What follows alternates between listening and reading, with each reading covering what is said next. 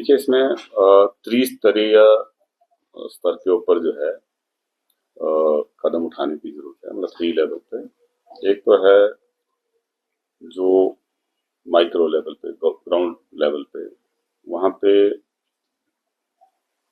लोगों को जो है जो भी घर बनाने हैं वो ऐसी जगह बनाने हैं जो नदी नाले से दूर हों, सरकार की जो दिशा निर्देश हैं उनकी अनुपालना करते हुए हों,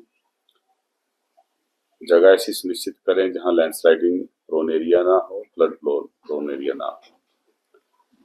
दूसरा सरकार के स्तर पे ऊपर है, सरकार के स्तर पे जो है वो कानून बनाने का है, जो गवर्नमेंट एजेंसीज हैं उस कानून को एनफोर्स कर सकें, उसके लिए अच्छे कदम उठाने की जरूरत है।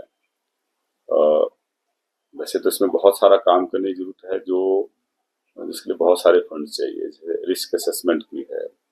हम जो इंफ्रास्ट्रक्चर क्रिएट करते हैं उससे पहले बहुत सारी इन्वेस्टिगेशंस करने की जरूरत है, ताकि हम जो प्लेस है उसकी भी जो है वो सेफ्टी जान सकें कि यहाँ पे कोई भी बिल्डिंग है, पुल है, कोई और इंफ्रास्ट्रक्चर खड़ा करना है वो सेफ है कि नहीं, ये सुनिश्चित करना जरूरी है।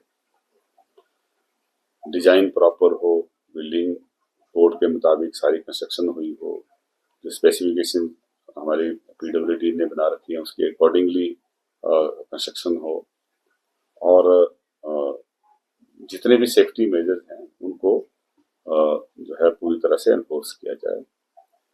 और मैंने पीछे भी कैबिनेट में सुझाव दिया था कि हमें एक सेफ्टी काउंसिल बनानी चाहिए, स्टेट लेवल की सेफ्टी काउंसिल, सो दैट कि वो सर्टिफाई कर सके कि कोई भी बिल्डिंग है, पुल है, दूसरा कोई इंफ्रास्ट्रक्चर है वो सेफ है कि नहीं है।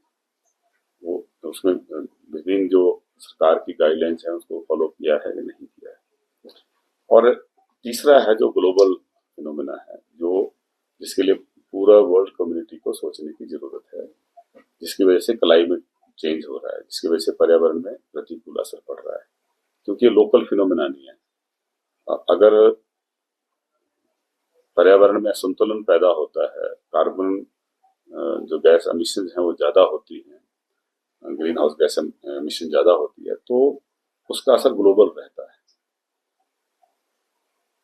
उसका असर इसलिए यहाँ पहाड़ों पे ज्यादा दिखता है क्योंकि नीचे से जो गर्म हवाएं आती हैं अचानक ठंडे एरिया में पहुंच के ऊंचे पहाड़ों से वो टकराती हैं वहां पे, इसलिए प्रेसिपिटेशन ज्यादा हो जाती है।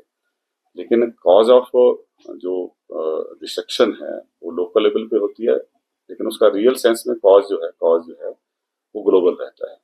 हमें ये भी देखना है कि किस तरह से हम जो क्लाइमेट चेंजेस हैं उसको कैसे सामना कर सकें।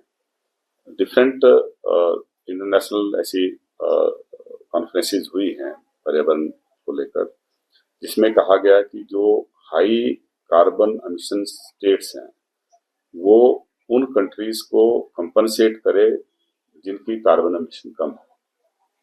जो डेवलप्ड नेशंस हैं उनका जो कार्बन उत्सर्जन है बहुत ज्यादा है, जो विकासशील देश है उनका कार्बन उत्सर्जन कम है।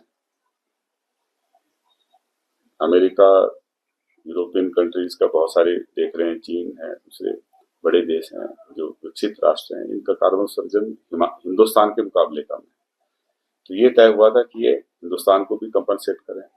हिंदुस्तान के अंदर अगर हम स्टेट्स का कंपेरिजन करें तो हिमाचल प्रदेश का कार्बन उत्सर्जन बहुत कम है, अगर हम उसकी तुलना दूसरे राज्यों के साथ करें।